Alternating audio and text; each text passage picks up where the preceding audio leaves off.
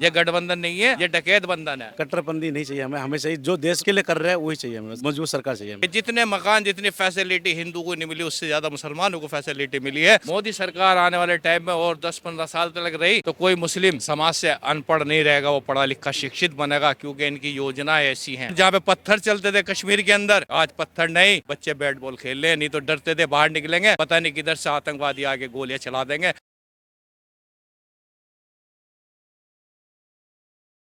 नमस्कार, ओ न्यूज हिंदी देख रहे हैं आप। मैं हूं आपके साथ अभिषेक कुमार। हम इस वक्त खड़े हैं दिल्ली के भाजपा प्रदेश कार्यालय के बाहर, जहां हमारे पीछे इस वक्त कुछ मुस्लिम युवक है, नौजवान हैं, और ये आज जो है भाजपा के साथ जुड़ने जा रहे हैं। तो हम इनसे जानेंगे आखिर इन्हें बीजेपी में क्या कुछ ऐसा दिखा जिसको देखते हुए ये भाजपा ज्वाइन करने जा रहे हैं, क्योंकि लोकसभा चुनाव भी सामने है। हमने देखा है किस तरीके से जो है अल्पसंख्यक जो वोटर है, खासकर माना जाता है कि 3 तलाक के बाद जो खासकर मुस्लिम थी, जो मुस्लिम महिलाएं थी, वो भाजपा के साथ जुड़ी है। लेकिन क्या अल्पसंख्यक में जो नौजवान है, जो युवा है, वो बीजेपी के साथ जुड़ रहे हैं? ये युवक बताएंगे, ये नवयुवक बताएंगे, ये जो आज ज्वाइन करने जा रहे हैं भाजपा। सर, क्या नाम हुआ आप? मेरा नाम साहिल है। सर, आखिर ऐसी कौन सी बात आपको प्रधानमंत्री के अंदर, भारतीय जनता पार्टी के अंदर दिखा जिससे प्रभावित होकर आप बीजेपी ज्वाइन कर रहे हैं? सर, बीजेपी पार्टी अच्छे काम करा रही है और बीजेपी से अच्छी कोई सरकार नहीं है। आखिर कौन सी चीज आपको भाजपा के अंदर ऐसा दिखा जिससे प्रभावित होकर आप बीजेपी ज्वाइन करने का आपने फैसला किया? सर देखिए, सबसे फर्स्ट ऑफ ऑल बात तो ये, जैसे गुंडागर्दी खत्म हो गई हर जगह, करप्शन खत्म हो गया, समझ गए। और इससे बड़ी सरकार हमें दिख नहीं रहा इस टाइम मजबूती में, और यही सरकार है जो सबका करेगा। और देखिए, आयुष्मान कार्ड है 5 लाख रुपए, अभी किसी गरीब को कुछ हो जाए 5 लाख रुपए उससे फ्री मिलता है। इससे बढ़िया और क्या चाहिए? क्योंकि आज तक कौन सी सरकार ने किया ये काम। आपको ऐसा लगता है बीजेपी जो है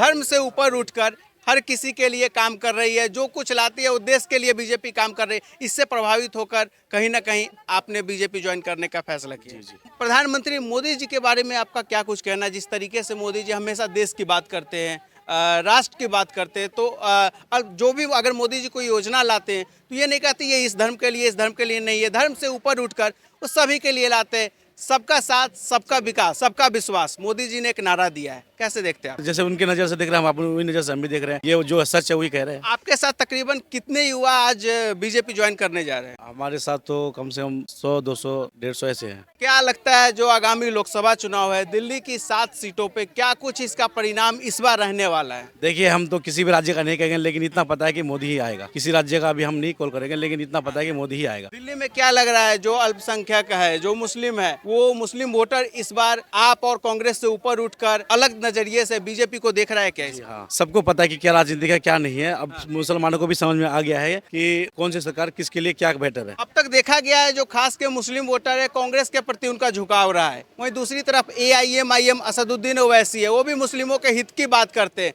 तो उनके ऊपर आपका भरोसा क्यों नहीं गया? सर, उसके भरोसा क्या, हम देखिए, हम कट्टरपंथी नहीं चाहते, समझिए, कट्टरपंथी नहीं चाहिए हमें। हमें चाहिए जो देश के लिए कर रहा है वही चाहिए हमें। देश के लिए जो सही है, देश के लिए जो मजबूत सरकार है, मजबूत सरकार चाहिए हमें। प्रधानमंत्री जी ने नारा दिया आपकी बार 400 पार, क्या दिख रहा है 400 पार होता हुआ? सर, ये तो टाइम आएगा तो पता ही चल जाएगा सबको। ये तो दिख रहा है, पूरा दिख रहा है। आखिर बीजेपी ने ऐसा कौन सा काम कर दिया, आखिर कौन से बीजेपी की ऐसी उपलब्धि है जिसके बलबूते अब जो है देश का मुस्लिम समाज, अल्पसंख्यक वर्ग भाजपा के साथ जुड़ता जा रहा है? असल में क्या है, मुस्लिम समाज जो है ना अपना समझदार होता जा रहा है। उसको पता है कि जो और पार्टियां हैं इन्होंने आज तक शोषण किया है इनका मुसलमानों का, और इन लोगों ने आज तक भेद दिखलाया कि भारतीय जनता पार्टी को वोट मत करना, अगर जो भारतीय जनता पार्टी जीतेगी तो आपका हिंदुस्तान में रहना दुश्वार हो जाएगा। जबकि ऐसा कुछ नहीं है। 10 साल मोदी जी को होने जा रहे हैं, अभी चुनाव है, तो हमारी तो यही कोशिश रहेगी कि दोबारा से फिर मोदी सरकार बने। आज का मुसलमान जागरूक हो गया है। आपने यूपी के अंदर देखा होगा, यूपी के अंदर बहने, माँ बहने, कोई चोरी चकारी कुछ नहीं होती।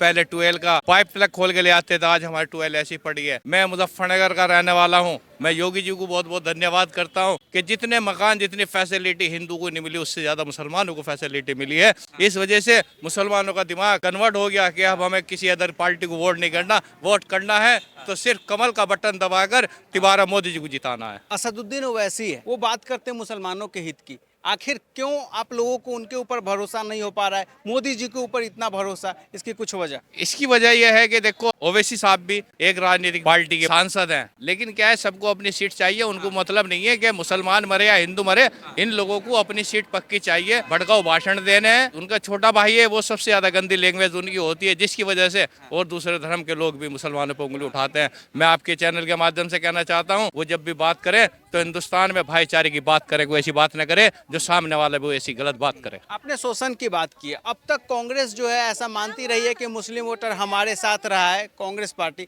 तो कांग्रेस पार्टी के ऊपर से भरोसा आपका क्यों खत्म हो गया और कांग्रेस पार्टी को लेकर क्या कुछ कहना चाहेंगे? क्या वाकई में आपको लगता है अब तक जो है कांग्रेस ने केवल मुस्लिमों को बरगलाने का और अपना वोटर बस समझ के ही रखा, उनके लिए कुछ किया नहीं? देखो, कांग्रेस ने अगर जो कांग्रेस कुछ करती तो आज 7-8 मेरी बहनें आईपीएस जज बनी है यूपी के अंदर, और हरिद्वार से भी है, देहरादून से भी है, तो ये ना बन पाती क्योंकि वो कोई टायर पंचर की बेटी है, कोई ऑटो ड्राइवर की बेटी है, और कोई एक सैलून चलाने वाले की बेटी जिला हरिद्वार के अंदर से वो जज बनी है। तो ये ना मोदी सरकार के इन 10 सालों में हुआ। ये सिर्फ जो मोदी सरकार जिन्हें ऑनलाइन किया है एग्जाम वगैरह सब कुछ जो होता है वो बड़ा कैमरे की निगरानी में, जब भी जाके हमारी बहनें मुस्लिम भाई आईएएस और आईपीएस बनने। मैं तो ये कहता हूँ कि मोदी सरकार आने वाले टाइम में और 10-15 साल तक रही तो कोई मुस्लिम समाज से अनपढ़ नहीं रहेगा, वो पढ़ा लिखा शिक्षित बनेगा, क्योंकि इनकी योजनाएं ऐसी हैं। क्या 2024 के लोकसभा चुनाव में ऐसा लग रहा है जो मुस्लिम वर्ग है, मुस्लिम वोटर है, वो बीजेपी की तरफ आता हुआ दिख रहा है,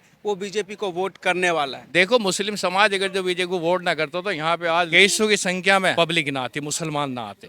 मन बदल चुका है बिल्कुल। कांग्रेस जहाँ थोड़ी बहुत सीटें ये भी खत्म हो जाएंगी 24 में, कोई इनके आसपास आने वाला नहीं है, सबको फटका देंगे। और ये इंडिया गठबंधन जो है, ये गठबंधन नहीं है, ये डकैत बंधन है। जो लोग देश के मुसलमानों को दिखाते हैं, डर बनाते हैं उनके अंदर कि बीजेपी को वोट मत करना, बीजेपी तुम्हारा कहीं ना कहीं दुश्मन है, तुम्हारे लिए बीजेपी कुछ नहीं कर रही, तो इन लोगों से, इन अल्पसंख्यक वर्ग से आप क्या कुछ कहना चाहेंगे? मैं अल्पसंख्यक वर्ग से ये कहना चाहूंगा कि ये 10 साल का कार्य देखने के बाद में आप अपने दिमाग को सोच समझना दिमाग से कि हमें वोट किसको देना है। अगर जो ये मोदी जी को वोट नहीं करते तो मैं उनका दुर्भाग्य समझूंगा, क्योंकि देखो सड़कें बनी, सड़कों में मुसलमान चलता है, मकान बने, इतने मकान हिंदू भाइयों के बने, इतने मुसलमानों के बने, सिलेंडर हमारी माँ बहनें जब चूल्हा चलाती थी तो फूंक मार मार के उनकी आंखें अंधी हो जाती थी, आज उनके घर में सिलेंडर पहुंचाने का काम किया तो मोदी जी ने किया। आप धारा 370 जहाँ पे पत्थर चलते थे कश्मीर के अंदर, आज पत्थर नहीं, बच्चे बैट बॉल खेल रहे हैं, नहीं तो डरते थे बाहर निकलेंगे पता नहीं किधर से आतंकवादी आके गोलियां चला देंगे। ये काम करने वाले वहाँ के जो नेता बनते थे उन लोगों ने कश्मीर को बर्बाद कर दिया था। जब से मोदी जी आए हैं, धारा 370 हटी है, तो आप खुद देखिए वहाँ पे बहुत कम घटनाएं होती हैं कि आज पत्थरबाजी हो गई, आज उसका एनकाउंटर हो गया।